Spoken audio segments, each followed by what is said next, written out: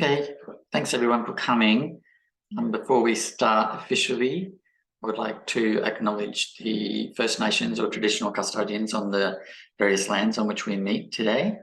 And I'd also like to pay my respects to elders past and present of the First Nations peoples throughout the world. Secondly, I'd like to acknowledge the Triple Jewel, Buddha Dharma and Sangha, lineage and tradition on which everything we do is based.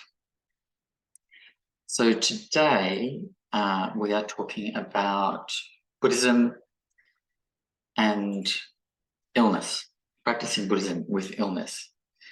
So I'm basing this on a personal reflection by Jamyang Tenphel, which is called Free at Heart,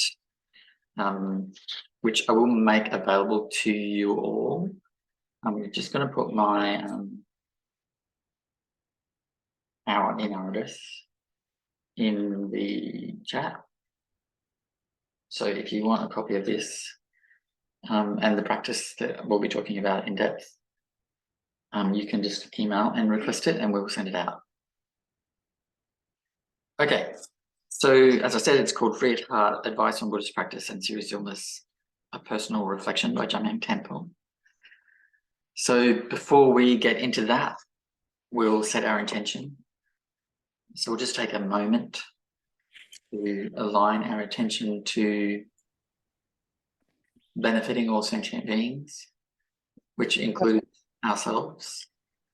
I'll just ask everyone to please mute themselves and just keep an eye on when that accidentally unmutes.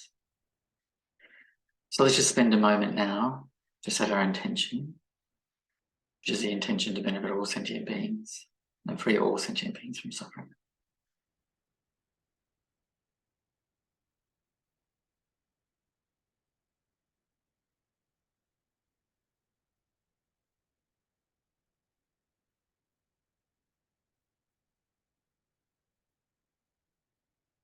Okay. So the document Free at Heart starts with a dedication, which is an homage to the inconceivable master Mahaguru Padmasambhava. And then it goes on to dedicate the work to Jamyang's guru, Kyabje Togden Amtrin. And it says here that he taught him everything he knows in the Dharma. And the practice that we're going to be talking about later, the art practice, comes down from Togden Amtrin as well. So to start out, I suppose we need to set this up. So for those of you who don't know, Jamyang Tenphel is a Dharma practitioner. He's been in retreat now for nearly 5 years. I think it's 4 3/4 years, something like that. He also happens to have myalgic encephalomyelitis, which those of you who know, it's a pretty debilitating illness. It's a multi-system disorder that affects the neurological system, metabolic systems and processes, the immune system, the digestive system, and other systems. It's characterized by crushing fatigue combined with inability to sleep. So it's kind of a terrible thing, this terrible crushing fatigue and an inability to sleep. And if you are able to sleep, the sleep is not refreshing. So you can, even if you do get some sleep, it's not helpful. It doesn't help you to recuperate. Also, it's characterized by brain inflammation, which causes what they call brain fog. So inability to concentrate, inability to read, inability to do fairly basic tasks that require cognitive function. And it also has, as part of its symptoms, a thing called mast cell activation, which is not everyone has, but which means that pretty much everything, mast cells are in the gut, which means that everything you eat and drink, the body interprets as a poison. So you get reactions, pain, bloating, etc., from almost everything that you eat, and including drinking water. So it's a very, very debilitating and serious illness. You can have it as a moderate, mild, severe, or very severe. Jamyang's on the cusp between severe and very severe. So he is essentially bedridden. He gets out of bed for maybe 4 hours of each day, but the rest of the time he's in bed. So his bed is his practice place. So, so oftentimes when we hear about, instructions on how to practice Dharma while we're ill, they're coming from people who are not ill, they're coming from people who are very well, in fact.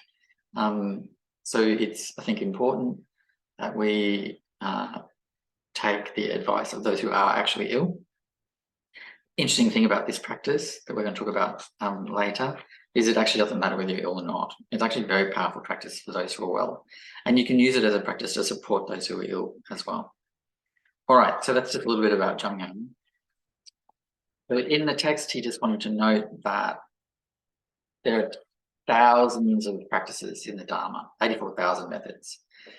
And that if anything here doesn't resonate with you and if it doesn't feel like you can do it or achieve it or accomplish it, then use your innate curiosity and your intellect to find that thing that does work. Because Jamyang says in this, I truly believe that there is a place for everyone in the Dharma if they want it. So don't give up, look for the thing that works for you. And he's also noted that apart from Dharma, if we have serious illness, we need to seek medical and psychological care. That's a given. Okay. So Jamyang wanted to begin, and obviously if Jamyang was well, he could give this talk, but he's not well, so all his energy goes into practice. So the definition that Kyabje Togden Amtrin gave about what Dharma practice is that it's anything that softens and opens the heart. So Kyabje Togden Amtrin is a Drukpa Kagyu, was a Drukpa Kagyu yogi, passed away in Nirvana in 2005. In the Drukpa Kagyu tradition, you don't get the title Togden unless you're considered to have been realized, to have accomplished the practice. So this is not someone to be taken lightly. So when he says Dharma practice is anything that softens and opens the heart, we can trust that that is true, that he is telling us the truth and that he knows from experience. So you can see by that definition of what Dharma practice is, anything. He didn't give anything, but not this, anything, but not that. It was anything that softens and opens the heart, anything that softens and opens the heart. So we can see by that definition that even people with serious illness, they can do that. They can find a way to soften and open the heart. There are multiple ways to soften and open the heart, and they're all actually surprisingly easy, simple, uncomplicated, and don't require a lot of effort or energy. So we can see by that definition that no one's ruled out, no matter how ill a person is, no matter how fatigued, even bedbound people like Jamyang can practice. And his practices, Jamyang's practices given to him by Buddha Dharma are all tailored to his illness. Okay, so the foundation for opening the heart that we talk about a lot at Pristine Awareness, foundation for Buddhist practice, is joy. So Togden Amtrin said, arouse joy and rest in its natural radiance. Not only is this the heart of the path, but it indeed is the heart of awakening. So I talk a lot about how joy is essential to the Dharma path. There's a number of lists on which it appears, the 4 immeasurables, which the Buddha said were the qualities of the enlightened mind. Joy is one of those qualities. There's also another list from the early sutras called the 7 factors of awakening. Now, we don't really need to worry about these lists because lists are not necessarily always helpful, but on that list called the 7 factors of awakening, joy is there quite prominently. And the interesting thing about it is in the 4 immeasurables, it's called appreciative joy. So appreciating, having gratitude, and also feeling joy for others, the joy of others' happiness, which is a very good thing. But in the 7 factors of awakening, joy is there in its own right. It doesn't have to be gratitude or joy for others' happiness or success, It's just pure joy. It's one of the 7 factors of awakening. These are the things that are essential to awakening, to enlightenment that the Buddha set out in the early sutras. This is pre-Mahayana, this is pre-Vajrayana, this is in the very early days while the Buddha was alive. So, and interestingly, on that list is also relaxation, which is something we often just ignore or miss in the Dharma, because we're so focused on accumulating merit and doing all these practices and climbing the Vajrayana ladder in the Tibetan Buddhist tradition. But really the Buddha was like joy, relaxation, samadhi or calm meditation, coming of the mind meditation. These are sort of basic components that are essential to liberation. But most of us are not relaxed, in the Dharma, and most of us are not very joyful. So this is a profound problem. And Togden Amtrin was hoping to address that, and particularly for people in the West. So when Togden Amtrin's talking about opening the heart, and he talks about the heart of awakening in his fifth instructions, right? The word that he's using for heart in Tibetan, which I won't repeat, it's not necessarily that important, it means pristine awareness itself. So when Togden Amtrin says Dharma practice is anything that opens and softens the heart, it means anything that connects us to our own natural awareness. And then when he talks about joy being the heart of awakening, he's saying that joy is a sort of natural, is the natural radiance of our own pure awareness or pristine awareness. So it's kind of really indicating how important joy is to our awakening. So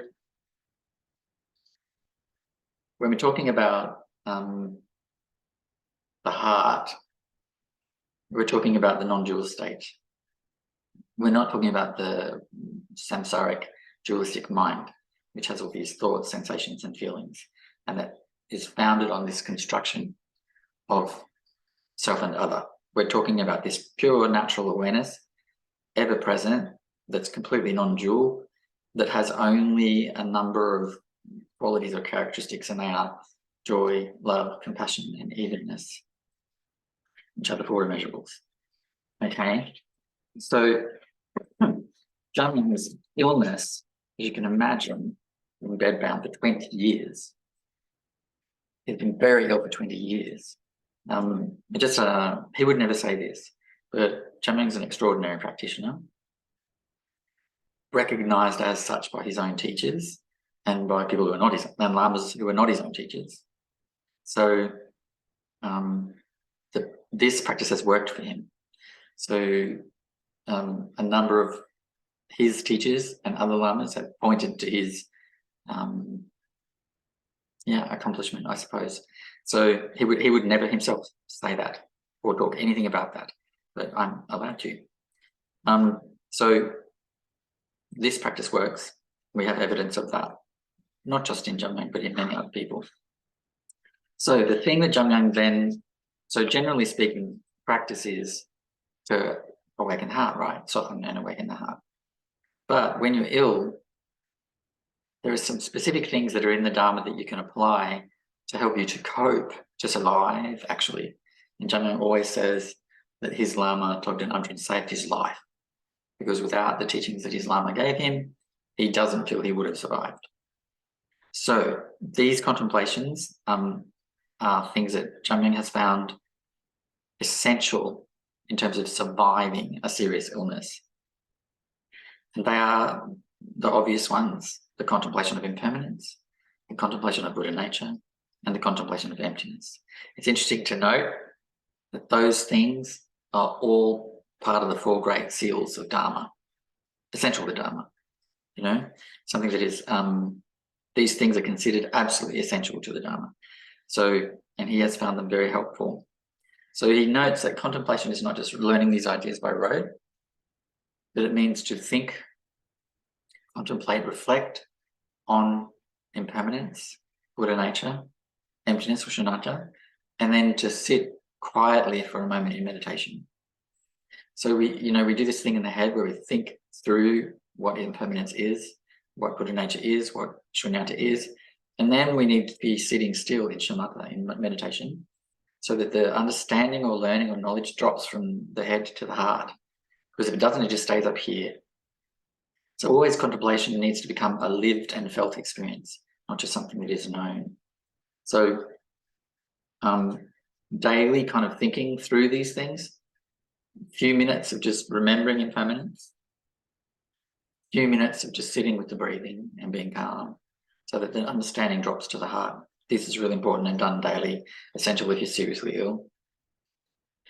So Jamyang says, it is about taking things in and feeling their truth deep within your heart so that it becomes a constant part of your experience, a felt experience. When we have heart awareness of impermanence, whatever occurs outside of ourselves or within, we immediately recall that it will pass. We remain composed and even in mind. So oftentimes I say, because I've heard my Lama say, impermanence is 99% of enlightenment, you know? So, but often we overlook it, or we think, oh yeah, we get it, we get it, we get it, we get it. But until our heart is alive with the truth of impermanence, we don't get it. And so what that means is when you look at things, you see the impermanence of them automatically. So at the moment, when we're in a deluded state, we look at things and they seem fixed, permanent, and real. Our perception seems to construct in that way. But when we really bring impermanence to heart, then our perception changes and we're no longer seeing permanent things. We don't see permanent things. We see, hear, smell, taste, and touch impermanent things. They're impermanent a priori from the beginning already. So there's no moment when we forget that. It's a lived experience of impermanence. And when that happens, anything that rises in the body of the mind, like pain, fatigue, sadness, distress, frustration, anger, anything that arises in the body or the mind, we know profoundly that we only experience it as impermanent. And so we don't get upset, we don't hang on, we don't dwell, we don't chase. It's just this openness of experience where things just happen. They're just the raw energy of life, and they just occur and abide for a while and then disappear of their own without us having to do anything. So likewise, contemplating Buddha nature is super important, because without that, we have no sense of our potential for enlightenment. And we can often feel, if we're physically ill, we have all these sorts of challenges, that enlightenment is not possible. But by the definition that Togden Amtrin gave, it is. It's just a soften and awaken the heart. Anyone can do that. You know, this is not rarefied, secret, you know, esoteric or anything. It's just very simple. Anyone can do that. But we have to believe that enlightenment is real. To believe that enlightenment is real means that we have to accept that in our nature we have this Buddha nature, this pristine natural awareness, called in various schools various different things. In our tradition, we tend to call it Rigpa or Yeshi, timeless awareness. So you have to really trust that that's your nature, have real confidence that that's the case. And if you have that confidence, then this suffering that we're going through pales in comparison to the liberation that is inevitable, given that we have this seed of enlightenment and that nature is ever present. So I'm often saying, you know, to get a sense of our nature is not difficult. You just need to look into the gap between thinking, sensing, and feeling. And even though it might be very sort of fleeting or passing, we can get a sense of something there, this natural awareness that's ever present, always with us. That's our Buddha nature. That is enlightenment. So we can sense and feel it ourselves already. It's just a passing glimpse though. So that should give us confidence that we can be free. So when you have confidence in impermanence, Buddha nature, and emptiness, which means, you know, everything's fabricated, everything's a construct, everything's impermanent, fluid, will change, must change by its nature, will dissipate by its nature, and go back into the source of awareness from whence it came. So why get hung up, you know? So when you have that, you're able to truly rest both the mind and the heart. Just really sort of rest. Confidence in impermanence, Buddha nature, and emptiness brings profound rest. Without that confidence, there's never rest, because there's constant stuff rising in the mind and our constant reactions to it. It's impossible to rest without that confidence. So, no matter how unwell we are, we should take a little bit of time, even just a few minutes every day, to remember impermanence, Buddha nature, emptiness, and then sit. Just sit with the breathing for a minute, 2 minutes, 5 minutes, 10 minutes, however much you can do. And over time, this confidence really becomes something very felt and real. So to rest our hearts and minds and give our bodies the time they need to cope with illness and to heal, that's what these contemplations give us. They give us that ability to really rest. But of course, healing's not always possible. Some illnesses can't be healed, can't be fixed. There's no recovery. But if we have confidence in our Buddha nature, then that also is no longer frightening or scary or something that we run from or fear. So also something that impermanence brings to us is patience. Patience, it's one of the parameters, one of those on the lists. But also in Dzogchen, patience is very important, because with patience and impermanence, you've got 99.9% awakening, because what is patience is to just let what rises in the mind, in the body, and in our experience to just be itself and dissolve naturally without our intervention. Just to let it be. There's no chasing after some other thing, some other state. There's no wish for something to be different.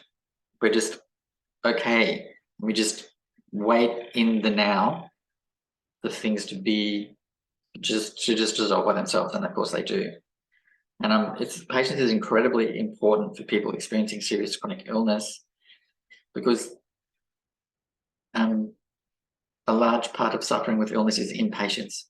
We want to be better. Of course we do, of course. We want to be well. We don't want to feel this pain anymore. Of course, we are impatient with it. But patience takes out so much of the pain, so much of the mental anguish. So, impermanence, you don't need to contemplate patience separately. Contemplation of impermanence and, in fact, Buddha nature and emptiness gives rise to this patience, so that we actually can just abide as we are, as things come and go, and there's a huge freedom in that. With time and patience, all disturbing emotions and physical sensations dissolve naturally and effortlessly on their own, because in their nature they're empty. They have to dissolve. In their nature, they're impermanent and empty. There's nothing substantial, real, or inherent or lasting about them. The reason we have so much trouble with illness and pain is because we read it as permanent, as lasting, and as intrinsic to our nature, which of course it is not. It's just passing, fleeting, has nothing to do with our nature. So to really get impermanence, Buddha nature, and emptiness, get this patience, and then so much of this suffering just dissolves by itself without us having to do anything. As I said, we'll be going over our little practice a bit later that is really helpful for actually getting us into that state where we can really kind of like be in the now and recognize impermanence, Buddha nature, and emptiness. So also the thing about suffering, illness, and pain is that, a good quantity of it, at least a third of the suffering we experience from illness is our mental reaction. So, and that's the part we can tackle, that we really can tackle. And so, sometimes we have this impatience. We want to be well and we want to be completely well, right? But actually, that impatience means that we don't get the benefit of that 30% reduction in suffering, And I think 30% is not a small thing. It's a very major thing. So we can sort of do these contemplations. We can get at least, and I think more than that 30%. So we talked earlier about how important joy is. So again, joy opens the heart, softens the heart. Joy's an aspect of our natural radiance, our natural state. And it's also, it's the foundation practice for all of the practices that really nourish and that really formless practices that really take us straight to our natural awareness. So also joy nourishes our sense of well-being. Like, it's not unpleasant to feel joy. It's a very positive thing to feel joy. So that's really kind of important. And given you can't awaken without it, the Buddha said that, Togden Amtrin said that, so many lamas have said that. It's on the list of essential characteristics for awakening. Then we must connect with the natural joy that's inherent to our nature. It's really important. So, and obviously, a mind full of joy and the other immeasurables, love, compassion, evenness, and also devotion. A mind full of those things is not a suffering mind. This is very obvious. A joyful mind is a calm mind, actually, as well. So the practice of joy settles and calms the mind and brings us into a state of ease. Remember, that's also on the list of essential factors for awakening enlightenment, to be at ease, to be relaxed. So joy, love, compassion, devotion, they settle and calm the mind and allow true nature to shine through. It's always there already, but it's obscured by the thinking, feeling, sensing, and other stuff that we're doing. And also, of course, the pain and frustration of illness, it clouds it. But to give rise to joy immediately removes the clouds. And then your own nature is just shining there, always has been, but now it's evident. One can experience it directly. So Jamyang says here, if you want to learn the joy practice that was taught to Jamyang by Togden Amtrin, there's a video of that on our YouTube, Pristine Awareness YouTube channel, of me teaching that. And it's also in a text form on our website, which I think I'll put in the chat. So you can go there and find it.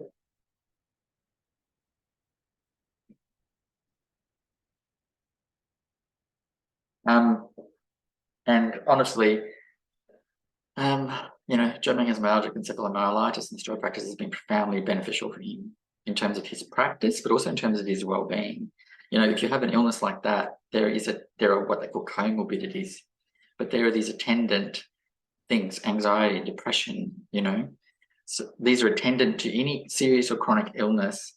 And the depression is dangerous. If you're bedbound and you've got, one of the things I didn't say earlier that I should have mentioned, myalgic encephalomyelitis, there's no treatment, there's nothing that can improve it, and there's no cure. There is no cure. So a number of experts, specialists in this disease have said that it's like having late stage AIDS, but not dying. So to be that unwell, but not to die, to just be in that state in perpetuity, terrible. That wreaks havoc on the mind, So joy for Jamyang in this situation has just obliterated all of the mental suffering. He still has pain, he still has the neurological stuff, he still has the digestive stuff, he still has the immune system stuff, but there's no mental suffering, there's none. Zero, and of course he gets, he has bad days, but overall, day to day, generally speaking, there's no depression, definitely no depression.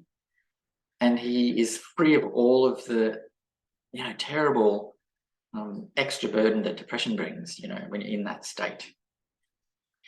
And that's through the joy practice, and also his other main practice is devotion. So those two things both open the heart very quickly. And so that's been very effective for him. Anyway, so if you want to watch that YouTube video on how to do the joy practice, we don't have time to go over it today, but it is there. And it's called simply The Path of Joy. It doesn't have a fancy name. And Jamyang is saying he really totally recommends it. So here he just sort of is repeating really how important joy is. A heart full of simple, rejuvenating joy, delight, and loving devotion allows pain and suffering to free themselves. You don't need to do anything with it. And this is quite different to how we would approach this in the Sutrayana tradition or the Mahayana tradition, or even the Vajrayana tradition, where we would attempt to transform the negative into something positive. This is very different. This is just, comes from the essence of Mahayana Dzogchen type style of practice, where it's just, you just let it be, abide in the natural state, which has this radiance of joy and devotion and love and compassion and evenness, which means to meet everything with warmth. Equanimity often feels like a bit like a cold word, but it really means to be in a state of total contentment, to meet everything that rises in the mind, in the world, and in life, and in the body, with complete warmth and openness. Welcoming. It's a welcoming state. All right. So all of this pain and suffering, when you're in that state, it just dissolves. And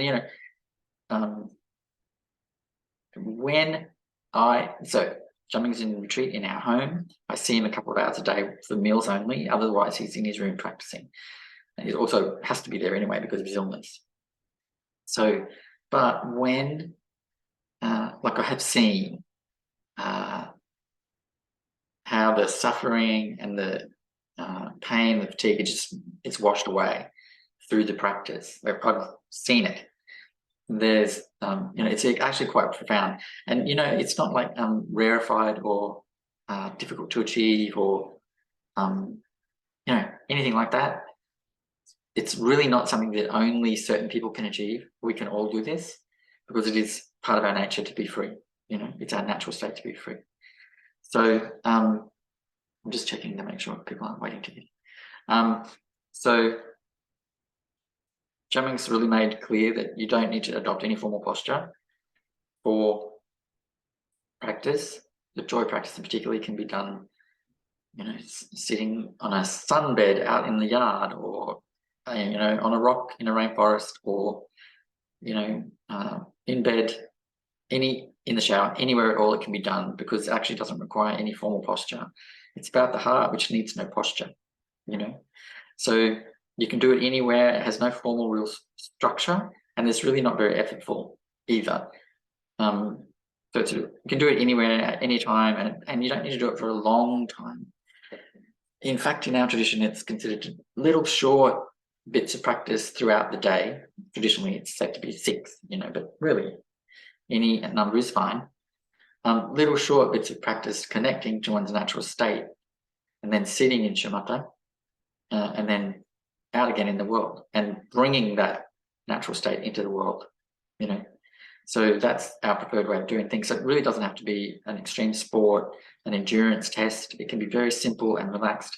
Literally, you could be in the car at a traffic light, and you just look into space, just connect with your breathing for like a minute, connect with the natural state, and for a minute or two, while you wait for the light to change, you're just in a state of complete rest, complete relaxation, sometimes joy, sometimes weeping from devotion. It's very, very simple at first and subtle, but quickly grows into a very transformative practice. So really recommend it. Anyway, the other thing that Jamyang said that is really important for people who are ill is to embrace simplicity of practice. So the Buddha taught a very simple system. Shamatha, combined with vipassana, combined with ethics, and this understanding of impermanence, Buddha, emptiness, the 4 great seals, right? And the Buddha is a Buddha. So it's not like the Buddha went, and actually says in the sutras, I didn't hold anything back that you need. He said, I'm not like some closed fist person. I've given you everything you need. So it's not like there was something secret he held back. And he says that. He said, there's nothing secret I've held back. So everything is there in the early sutras. There's nothing secret or held back at all. The Buddha himself says this, the Buddha surpasses all other masters. So whatever the other masters say, they need to acquiesce to what the Buddha says, because the Buddha's the Buddha. The Buddha said very clearly, I've held nothing back. I haven't held anything in my hand. I've given you everything you need. What did he give? Shamatha, vipassana, ethics, and simple understanding of impermanence, Buddha nature, shunyata, emptiness. That's it, right? He said that's enough. So we don't need anything else. He also, it's interesting, the four immeasurables are not actually Buddhist teaching. They pre-existed Buddhism. It's the only thing from Hinduism that the Buddha imported into Buddhism. He said these things are real, you know, so he imported them in. But other things, even things like karma, he contested the view of karma that was present at the time, and contested a lot of the other stuff, rituals, ceremonies. He rejected all that stuff, you know. But he said these are the things you need: shamatha, vipassana, ethics, understanding of these basic ideas, and then love, compassion, joy, evenness will rise naturally, you know. Very interesting. So embracing simplicity is really important if you're not well. And so Jamyang said that you need to have this one beloved thing, this one thing that you feel already quite warmly about, you know, one beloved thing in the Dharma that you already feel really warm about. So Jamyang said particularly, like, you don't need any of these high and rarefied practices, and you don't really need high and rarefied teachings, you know, at all. Particularly all this stuff, you know, it's, you know, bandied about on social media. Dzogchen, you know. Dzogchen is simplicity, you know. Dzogchen is not high and rarefied. It's there in the early sutras. It's simplicity. It's awakening the heart. It's being with oneself. You know, it's very simple. Anyway, so he said, find the one thing in the Dharma that you really resonate with. It might be a particular teacher. It might be a particular teaching. It might be a sacred site or place. It might be, you know, any number of things. Whatever you feel really warmly toward already, embrace that as your practice, you know. So it's that one teaching, that one practice or teacher that opens your heart with joy, and simply focus on that, you know. Just think upon that. You don't have to do some formal thing. If you have a particular teacher or sacred site or set of teachings that you feel very warmly about already, you know, you just dwell on that. Remember, think, you know, it's not hard. And then he said here, you know, devote yourself entirely to that, whatever that is. Because remember Togden Amtrin at the beginning, he said, it's anything. Dharma practice is anything that softens and awakens the heart. So it literally can be anything in the Dharma. So if you don't know what your one beloved thing might be, this is common. Sometimes we don't know how we feel. It's not unusual to not really know how we feel.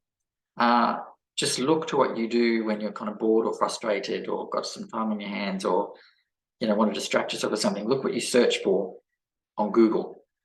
Look what you look to on YouTube. You know, where does your mind go when you're looking for that kind of taste of Dharma? Where does your mind go? What do you go for?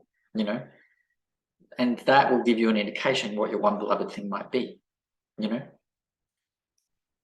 So whatever that is, go to it. Jamyang, his particular thing, Jamyang, and this is not to say this is a thing you should do, but this is just an example he's given in this little reflection. His thing is his guru. So he would just think of his guru, you know, Google his guru, look at pictures of his guru that he hasn't seen, you know. Every single new picture of Togden Amtrin that we see is a huge thing in his house. It's very interesting and fun. And he also has he has a kind of like a warm and happy and natural kind of joy around anything to do with that lineage, you know. So Kampaka in Tibet, which is now Tashijong in northern India, and, you know, Latong, where his guru was born. You know, he has this sort of natural sort of feeling and warmth about these things. Not that we should be, you know, Tibetophiles. We're Westerners, most of us, living in the West.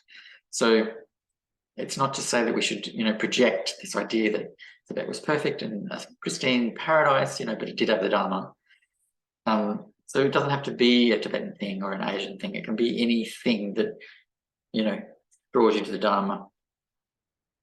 So that's what Jamyang would do when he was feeling like too tired to do anything else, or too, ill to do anything else. He would just think of his Lama. That's his thing, and worked profoundly well for him. So he says here, all of the thousands of practices in the Dharma have one single aim: to help you gain confidence in your true nature and to abide in that nature. It's not to become a scholar. It's not to become adept at rituals and ceremonies. It's not to become known as a great or holy being. It's not to be anything. To become something is not the point. It's to simply awaken to our nature. And as I've indicated already, the nature is ever present. It is our president. It's ever present, always there. That's our true guru.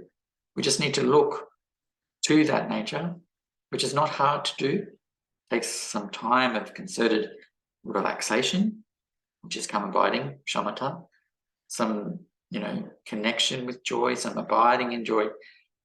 But the nature is there already, will shine through as soon as we settle and calm the mind, which sounds like, sometimes I think, to settle and calm the mind sounds so hard because the mind is racing, doing all this stuff. But actually it's not hard because you don't need it to be silent to get a glimpse. You just need a pause of a few seconds. That's not hard to achieve.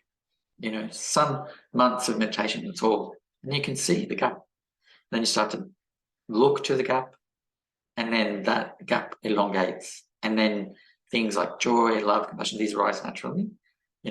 It's not, and often people are looking for a fireworks moment or something, to go, oh, I've connected with my true nature or something. It's fireworks going off and some ground-breaking thing happens. For some people, there is a groundbreaking moment. But for most people, it's very subtle and evolves over time. And in our tradition, there's like a list of, the ways, the different ways, the different people, the different constitutions, and what can happen for them. And all this sort of light show, fireworks kind of stuff, that doesn't happen for most people. That's rare stuff, not rare good. It's uncommon because it's unnecessary, but it happens for some people, so it's not bad. But most people just gently ease into their natural state. There's no point that they can go, oh, there it was, As soon as you kind of do that, actually, then you kind of get lost it. But it's just a natural easing in. There's not necessarily a big fireworks kind of moment. And oftentimes people get really sort of like, they're really kind of down or something, that they don't have visions and they don't have, these states that they talk about in the text, they don't have these.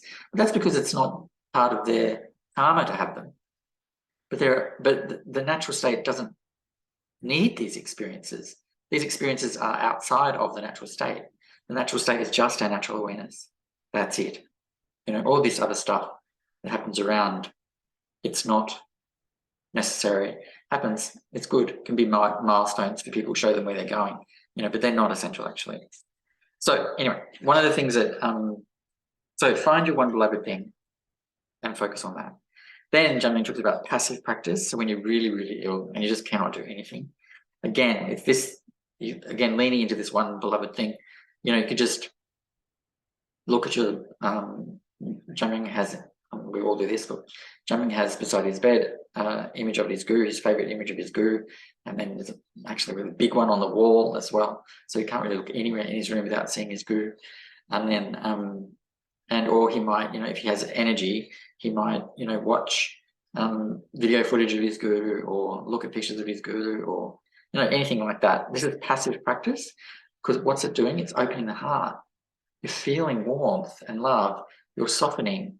So it might not feel like practice because it's like watching YouTube videos, or just looking at a picture of your Lama, or just looking at a picture of a sacred site or Bodhana stupa, or anything that you feel something for,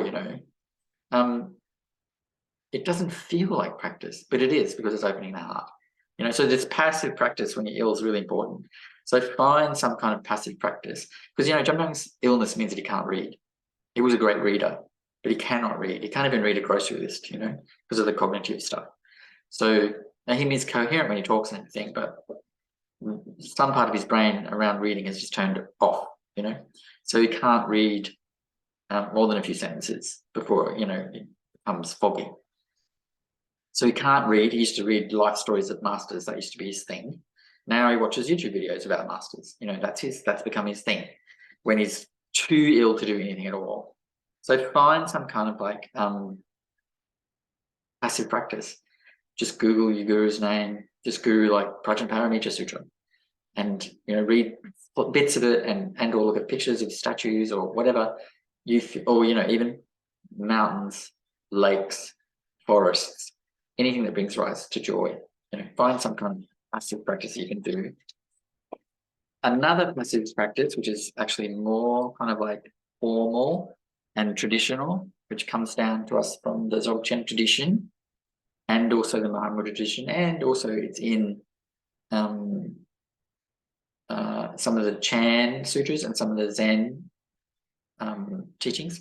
So even though this practice is in the Dzogchen tradition and it's considered therefore secret and only for those who've like accomplished blah blah blah, it's in the Chan teachings, it's in the Zen, the Chinese Zen teachings, it's in the Japanese Zen teachings, it's in the Mahayana tradition, and it's in the early sutras. So what does that tell us?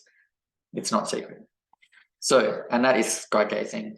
So this is a very simple thing. Often people sort of go out and like eyes wide and keep them open and stuff like that. That is a kind of a posture that is well known. But this kind of sky gazing is actually not focused or intense. It's just very relaxed, just looking at the sky. Literally, that's it. Just to look at the sky. And open to the luminous nature of space, you know. And it can be very opening of the heart in time. So you just look up, slightly upwards into space, into the sky, and that's it. You're not trying to see anything. You're not trying to do anything or control anything. You're just looking, you know, and filling your vision with luminous space. You don't kind of focus on any particular spot. In fact, it's better to kind of like slightly gloss your vision. If you wear glasses, it's good to take them off and just look into space so you're not really staring at it in particular. Very healthy and happy. And as I said, it's in the Mahayana tradition, particularly in the Mahayana tradition, Chan tradition, they would do this at sunset. So they would look at sunset, and there's a whole set of teachings and beautiful paintings actually in a cave in China about this looking into the sky at sunset, because the light at that time is very, very interesting, and you can kind of like really become quite lost in it, not in a bad way, sort of quite immersed in it. So it's not secret, but having said that, in the Dzogchen tradition, it's really those who practice pristine, what we could call pristine Dzogchen, or Dzogchen that rejects Tantra completely. So no tantric aspects at all. So like things like the Senzins and Rushan and stuff like that, they considered sort of bridge practices between Ana Yoga Tantra and Dzogchen. So the pristine Dzogchen, there's a very strong lineage in Tibet that completely rejects all that. And their main practice would be sky gazing. So, and you know, it takes no effort, it's very easy to do. You can do it through the window. You can go outside if you have the energy to do that. It's very, very healthy. And it also arouses joy, which again, really important. But it's important to approach it in a very sort of like, this is not a high thing. Remember, it's in the early sutras, it's in the Mahayana tradition, it's in Chan, it's in Zen. You know, this is not secret or esoteric or high. Any kind of idea about secret or esoteric or high is a problem, you know. So it's just relaxed, you know, it's nothing fancy. You know, it's really important to not have any kind of like high ideas about it. So again, your one thing might be to look at the sky. Your one thing might be to look at a flower. Your one thing that really opens your heart might be, you know, to listen to birds, you know, or to just feel the sun on your skin. It doesn't matter what it is. Whatever brings you into the now, you know, into this present or absolute nowness, you know, that is what we're looking for. Okay. keeping an eye on time here. So then, Jamyang got this whole section in this text, and again, if you want to, I'll give you access to it, on time and suffering. So, as you all know, time is like very important to suffering and to samsaric dualistic experience. So, time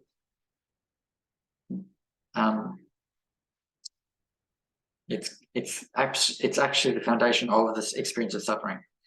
So it's really important to kind of like have a relationship with time that reduces suffering. So that means to let go of the past, let go of the present, let go of the future. So there's lots of research that shows that people who, like have a higher part of emotional suffering around illness or, traumatic events or whatever, they have a higher emphasis in their mind on the past.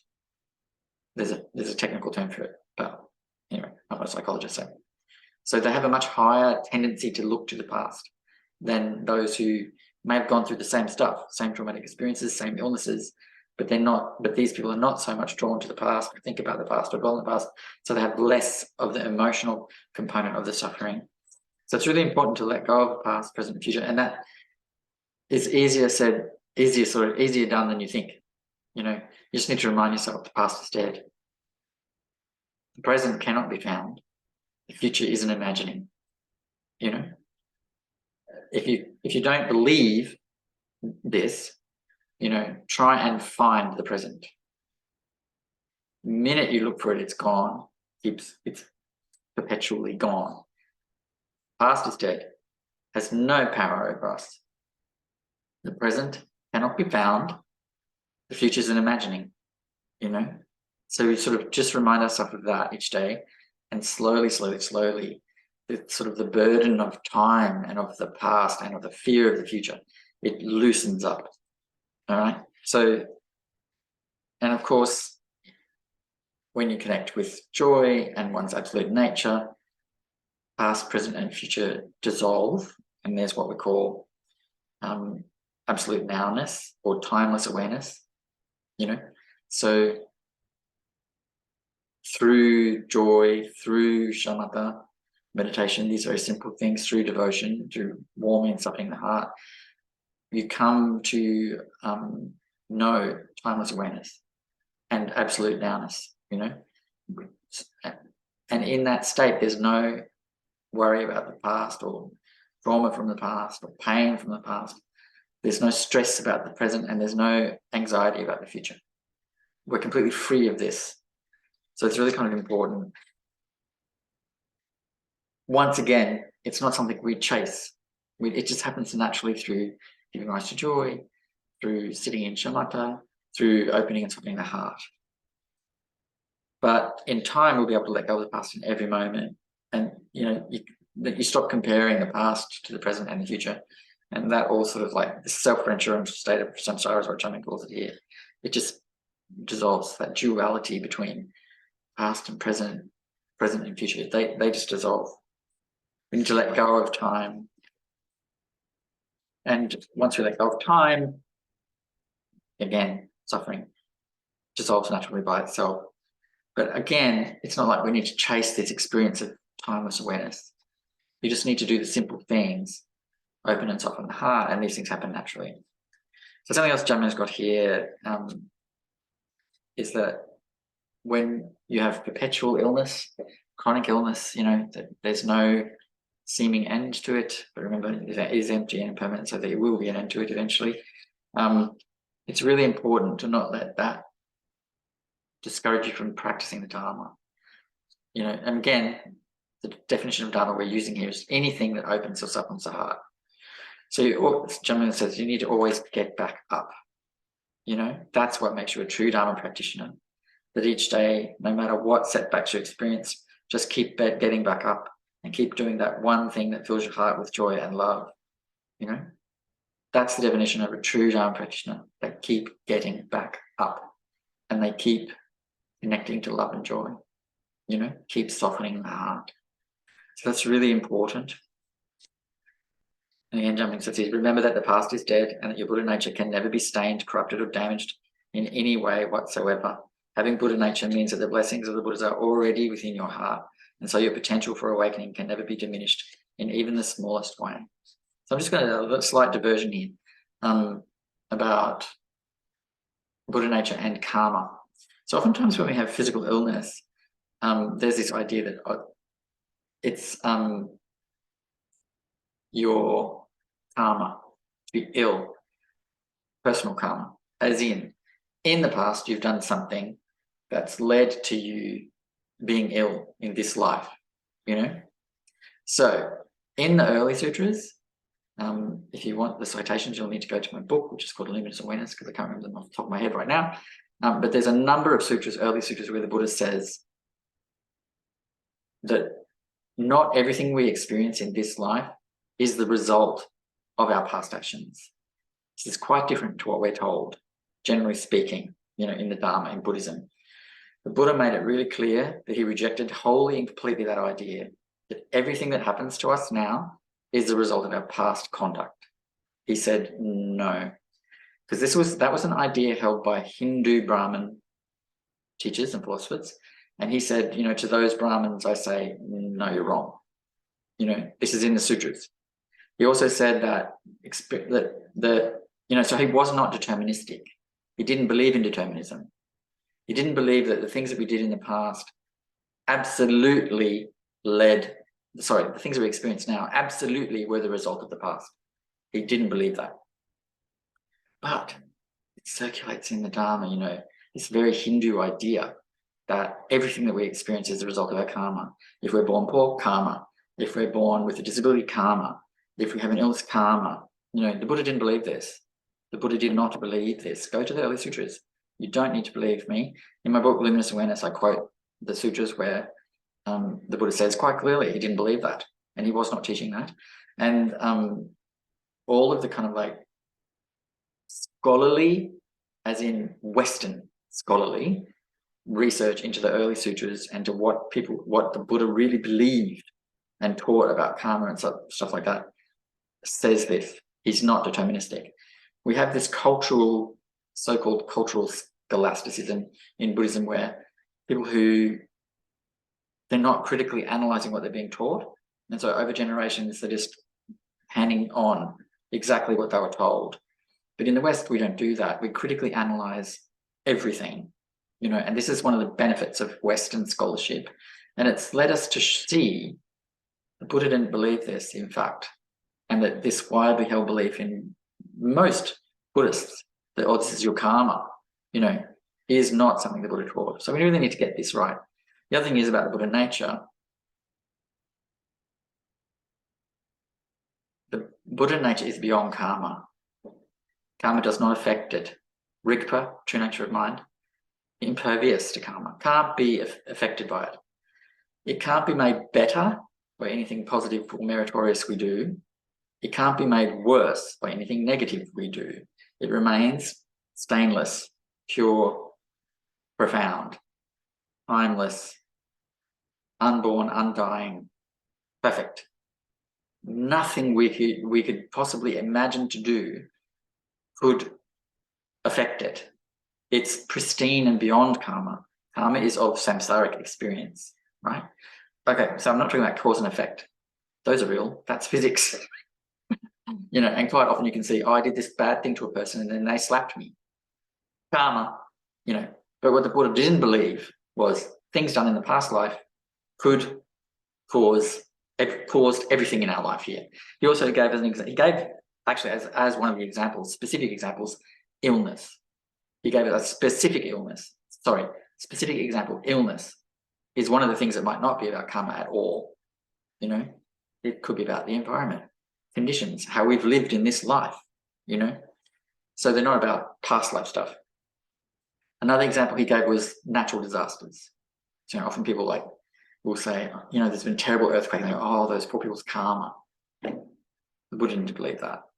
The Buddha didn't believe that if you were in an earthquake, it's your karma. I mean, frankly, it's a little bit nuts, but it is circulated widely in the Dharma.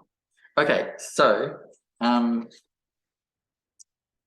yeah, go back to Jamyang. I just want to say that about karma, because often with people with illness, they just they feel really guilty, must have done something terrible. You know, I had a friend say to me once about their cancer, whose dog did I kick in a last life? You know, like, what did I do? You know, it's not necessarily about anything you did. It might be. The likelihood, according to the Buddha, is it's not. It's about environment, this life conditions.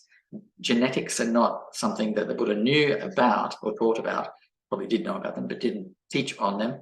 But, you know, genetics do things, you know, in relation to our environment. And so that's not necessarily about something we did in the past, in a past life. Okay, so the next category Jamyang's got here is illness and identity. So he wanted to really make really clear you are not your illness.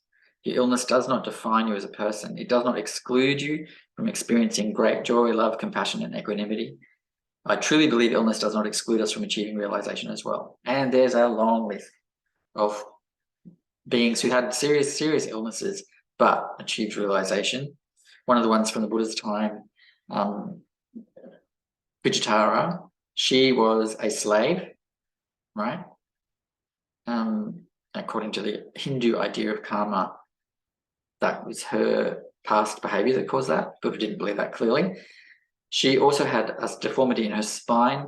In the text, she's described as a hunchback, but we don't, you know, describe people that way anymore. She has spinal abnormality, and she became one of the Buddha described her as one of his most accomplished disciples. You know, if the Buddha believed that her gender, her disability, and her life status, she was a slave, were the result of bad behavior or in the past, you know, he would have treated her quite differently, you know. But she's not to blame for any of her stuff, you know, and he treated her as an equal disciple, and she became one of his most accomplished disciples. You know, there is a short list of his most accomplished disciples, and she's on it. Again, go to the early sutras, she's there. So, and she didn't let her status as a slave or her status as a person with a severe disability impact her. She practiced, you know, and she became very accomplished. So,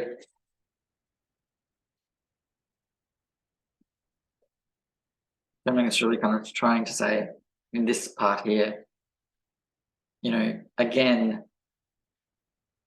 our identities are impermanent and empty. You know, we get this idea that, you know, like, I'm an anxious person, I'm a depressed person, I'm a person with a disability, I'm a person with this challenge, you know, and it adheres to who we are, you know, but according to the Dharma, it's got nothing to do with who we really truly are. So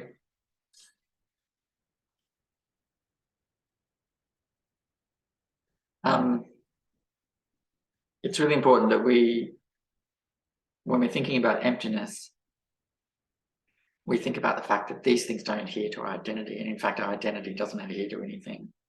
You know, it's got no foundation. You know, in Western philosophy we would say it has no ontological basis, which means there's nothing there. It's a result of repetitive behavior, you know.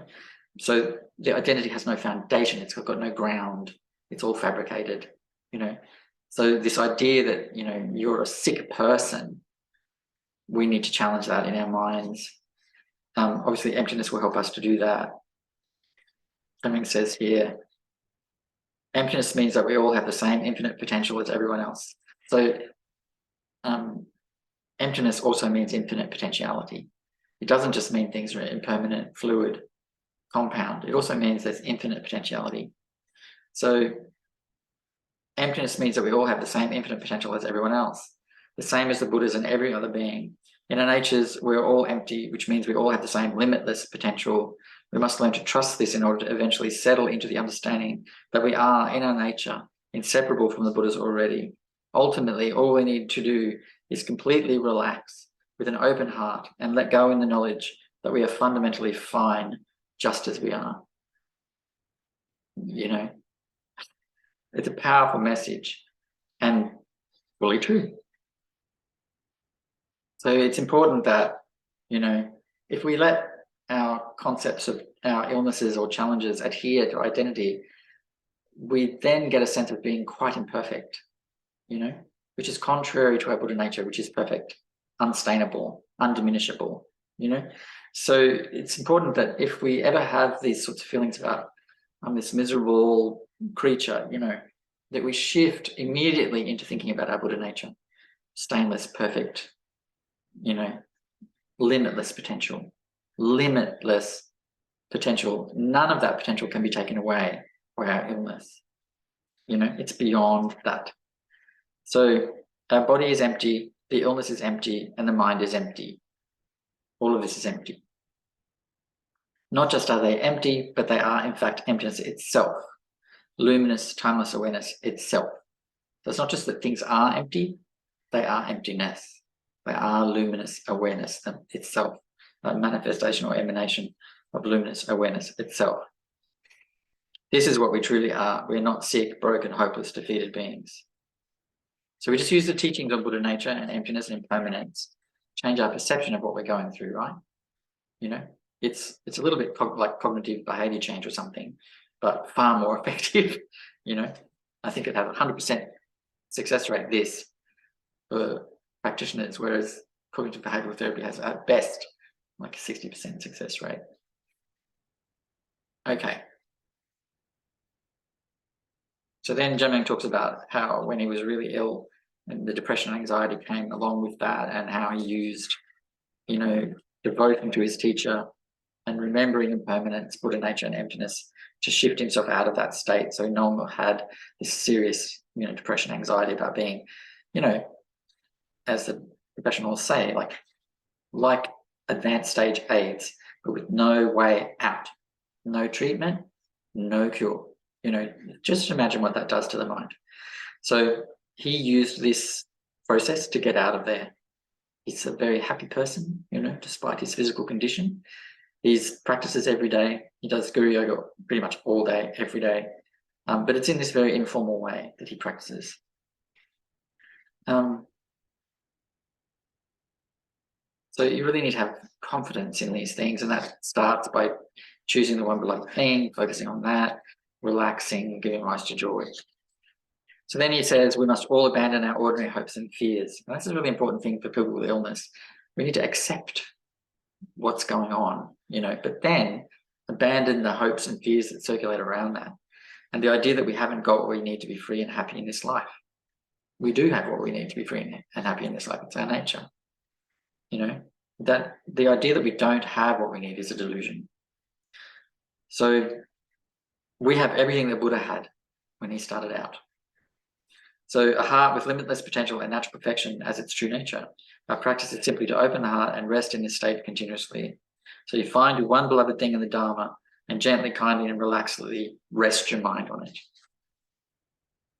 Let that natural love and devotion for that one beloved thing free you from the perception that you are imperfect. Let it fill you with everything wonderful, joy, love, compassion, and equanimity, and rest in that.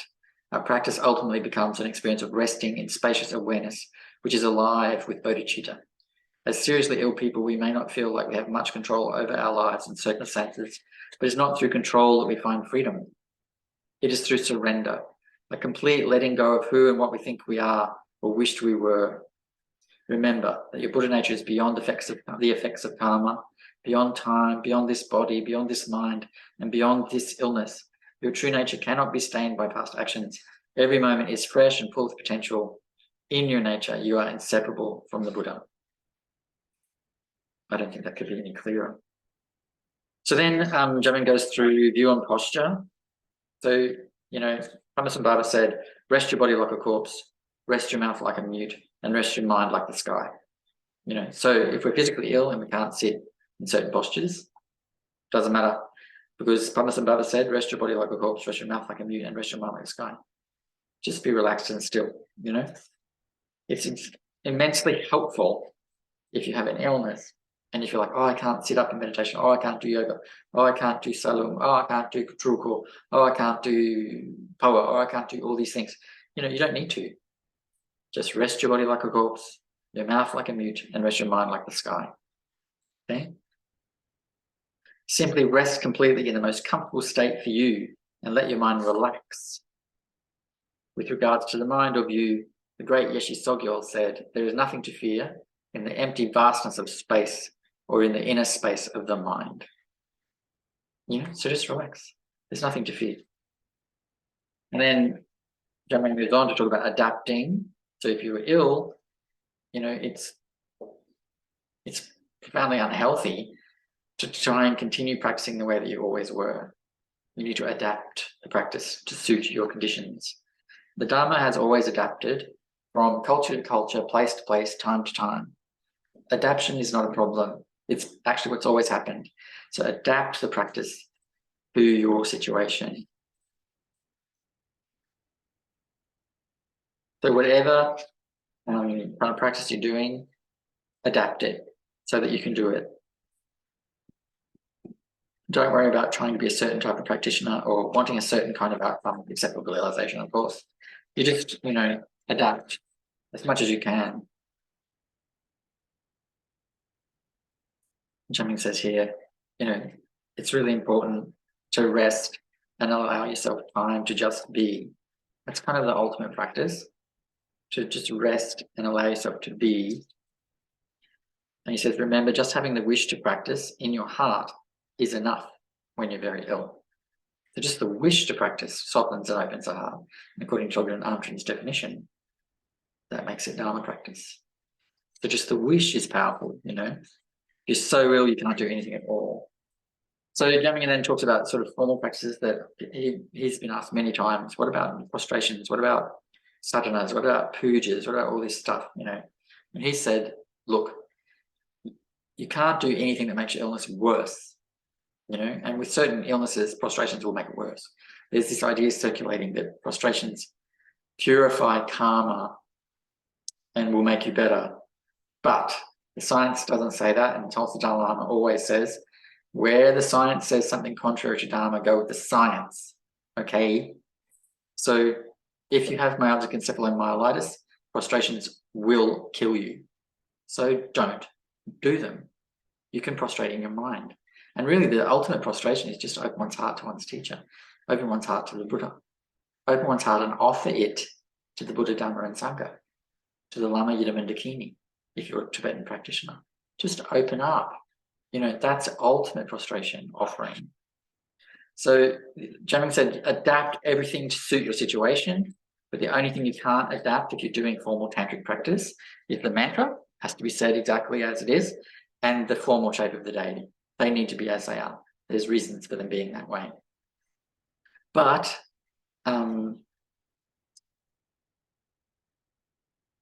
this might seem like a radical thing to say, but so the Buddha taught shamatha vipassana ethics and the fundamentals, impermanence, Buddha nature, emptiness. He said, there's nothing more than that you need. I haven't held anything back. There's nothing secret, right? You need to remember that. Then, in the Mahayana tradition, they've focused on compassion as being very important, and love. Then in the Vajrayana, there's this idea of transforming things from their negative state to a positive state, right? So the heart of all of these things is not the formal sadhana, the prostration, the mantra. The heart of all of these things is the opening of the heart, the love, the compassion, the joy, the devotion. So the fundamental essence of all practice is devotion, love, joy, compassion. That's it. So don't feel like if you can't do complicated sadhanas, you can't do prostrations, you can't do all of the mandala offerings, all this formal stuff. Don't think that's a problem, because the Buddha didn't do those things. They don't do those things in the Theravada tradition. They don't do those things in the Mahayana tradition, and they don't do those things in Dzogchen or Essence Mahamudra. They don't do those things. So to say that they're essential is to say the Buddha held something secret, which he said himself he did not. It's to say that the Chan or Zen or Mahayana tradition is somehow flawed. It is not. It's to say that Zen or Chan are flawed. They are not. It's to say that Dzogchen is flawed. It is not, right? So the idea that these formal tantric practices have to be done is a mistake. They're great if you can do them. If you want to do them, they're great, but they're not essential. They're optional. Optional. Remember, karma can't affect one's own nature. What do we need to do to connect with our own nature? Soften and open the heart. Not sadhanas, not accumulations, not prostrations. It's to soften and open the heart with love, joy, devotion, compassion. That's what we need. So, and obviously the essence of daily practice is devotion. Daily practice doesn't work without devotion. Doesn't work without devotion, So these sort of loving states are so important. They're the point. Jamyang says, listen to your body, your mind, and your heart, and be sensible. I think this is also what the Dalai Lama would advocate. Be sensible. So anything that causes you to feel unwell, don't do. Just don't do it. It's pretty simple. Then Jamyang talks about spiritual autonomy. We must develop spiritual autonomy and the ability to creatively adapt. We need to use our natural intelligence to guide us. Being creative, spontaneous, and heartfelt in our prayers will be far more transformative and empowering to our practice than forcing ourselves to do prescribed prayers that are long and exhausting. Why chant something by rote when we just need to connect with our heart, offer that to the Guru, offer that to the Yidam if we're doing Yidam practice, offer that to the Buddha, Dharma, and Sangha. You don't need to be burdened by this stuff when you're ill. Actually, even when you're not ill, you don't need to be burdened by this stuff. So use your spiritual autonomy to find a way to open the heart. Jamyang says here, the love that we feel towards the practice, teaching, or teacher is the fuel that will free us. So forget about struggling to force yourself to do what all the healthy people are doing. Adapt to your situation, shorten things as much as possible, and just get to the essence. When you feel the essence in your heart, then you can devise your own prayers from your own experience. And that's what he's always done. Jamyang's always done what I've always done, in fact.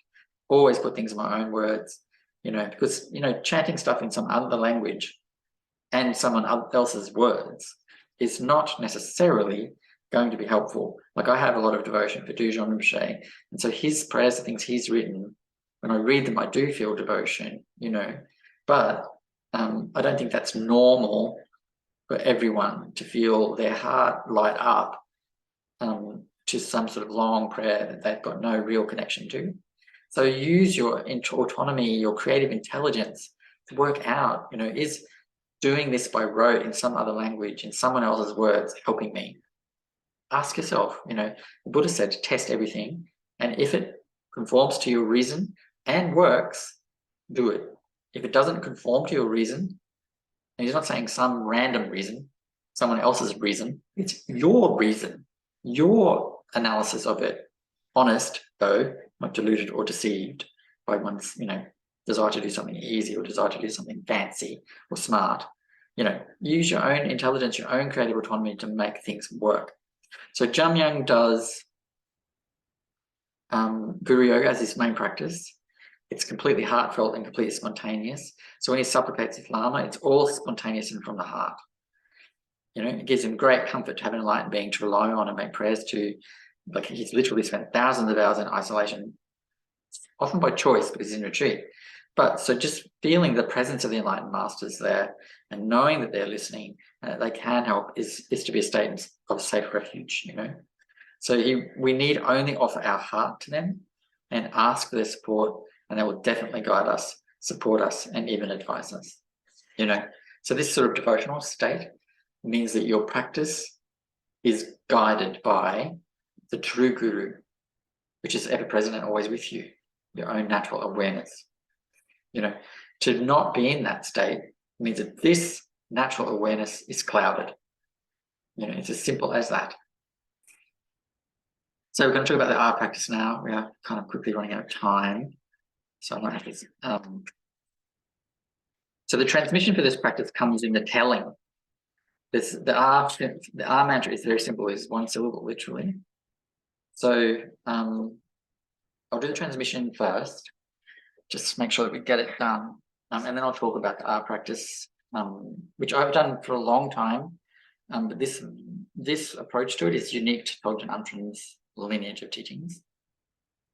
So just a quick, so in the Prajnaparamita series of teachings, which is the mother of wisdom teachings, the teachings that contain all of the wisdom around emptiness, the R mantra is considered to be the condensed essence of all of those teachings, all of the Prajnaparamita teachings, all the mother of wisdom teachings. So it's also the condensed essence of the three duals, Buddha, Dharma, and Sangha. It's a condensed essence of the three roots in Vajrayana, Lama, Yidam, and Dakini. It's also the most direct way to connect with the natural state, one of the most direct ways to connect with the natural state. It takes hardly any energy at all, and it quickly relaxes you. So remember, Buddha said relaxation, a relaxed state, is essential to awakening. You know, all this uptight that we do, you know, it's not helpful. We need to be in a relaxed, joyful state, you know. And it's sort of like, oh, that's so easy, it's so easy, it's so easy. You know, that's a cop out. It's like, you know, you're not doing like the hard work, blah, blah, blah. You still need to sit in meditation for thousands of hours, which is hard work, you know. But joy and relaxation are essential to enlightenment. Essential. We can't lose them, you know. And actually, if you're in a state of joy and relaxation, shamatha is easy. You sit in shamatha easily, and you're able to stay in shamatha easily, you know. Everything else unfolds natural. Okay, so the R mantra, I'll do the quick transmission.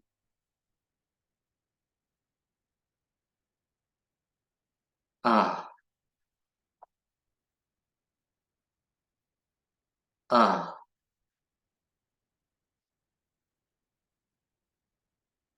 Ah.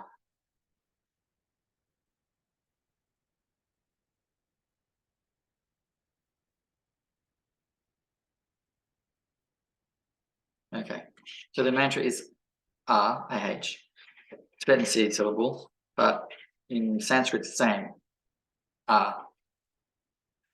Okay, so as I said, it's a condensed essence of the Prajnaparamita teachings, condensed essence of Buddha, Dharma, Sangha, Lama, Yidam, Dakini.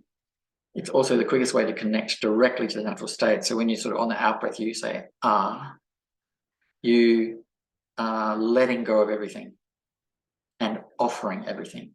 So it's a letting go and offering at the same time, simultaneously. You let go of everything. Every bit of tension in the body is just dropped. Every bit of activity in the mind is dropped. Every bit of reluctance, fatigue, all this stuff is just let go.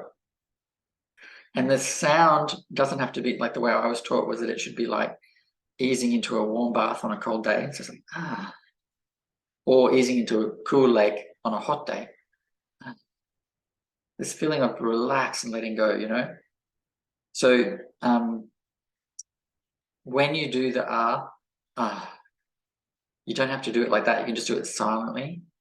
And actually, in the teachings that come down from Togden Amtrin, he says that the mantra, which is the condensed essence of all of the teachings, Sutrayana, Mahayana, Vajrayana, Dzogchen, is already on the breath. It's the natural sound of one's out breath. So all of the three roots, the Dhamma, Buddha, Sangha, the three, Lama, Yidam, Dakini, and three jewels, Buddha, Dhamma, Sangha, they're there on the breath, present on the breath, because they're all embodied in our own natural awareness, which is there on the breath, you know, on the out breath. And so if you're really super fatigued, you can just do this a couple of times. You don't need to do a big sort of inhale and then strong outhale at all. You just can spontaneously go, you know, or you can do it silently if you're on the bus, you know. Or if you're really, really, really fatigued and in pain, you can just put your awareness on the sound of your breathing in and out of the mouth or the nose. And it makes the mantra naturally. You don't need to do it. It's being done constantly. The essence of the Dharma, the essence of the heart of awakening is there in the out-breath all the time, constantly there. So it's really kind of very reassuring. So that practice very quickly takes you to the natural state, which might last that long before thoughts intrude and stuff. But if you keep doing it gently each day over time, then you'll be able to stay in that state of complete relaxation and complete absolute nowness for longer. But you don't even, it's not even like you want the goal of making it longer. The goal is to just be with the essence of the Dharma, with the the goal is just be with it, and let go of everything else, all craving, all chasing of it, and to be without object or objective. So you're not sort of like focusing on the breath or focusing on the sound or anything. You're just being with it. So, and then obviously the measure of successful practice, John's got a little section here on that, is that we become more relaxed, we become more loving, we become more kind, we become more compassionate, we become more even, which means we relate to everything in the same warm way, warm, open-hearted way. But if we're ill, a very clear sign that the practice is working is that we're better able to cope with our illness. So we're finding that our illness is easier to navigate. We're feeling better in our mind about our illness. We're feeling okay with what's going on in our illness. We start to become quite content. It's not that the pain goes away. It's not that the fatigue goes away. It's not that the loss is reversed, but the mind becomes even, very even, and then that's a sign the practice is really working for you. So Jamyang closes this document with a little statement. To conclude, I would like to say that it is my greatest wish. Let me tell you something about Jamyang. He doesn't fabricate or make stuff up, or he's completely and painfully sometimes honest, profoundly and deeply honest. And when he says something, he absolutely and completely means it. He's not saying this to be nice or to be kind or to be anything. This is coming directly from his heart. So I would like to say that it is my greatest wish that you will all recover from your illnesses as swiftly as possible, if that is possible. And if not, that you will all find comfort and peace within your situation. Please try to always remember that true freedom can be found in your current situation by opening your hearts. With an open and joyful heart, realization is entirely possible for us all in this lifetime, no matter what our circumstances are. I truly believe this. I love you all very much. May all beings be free. Okay, so we're kind of out of time. I'm going to do a quick dedication, and then I'll turn the recording off, and then I'm happy to sit here for however long it takes to answer questions. We won't record the questions to preserve your privacy. Okay, so I'll just do a very quick dedication. May all beings abide in the bliss of the great perfection. Om.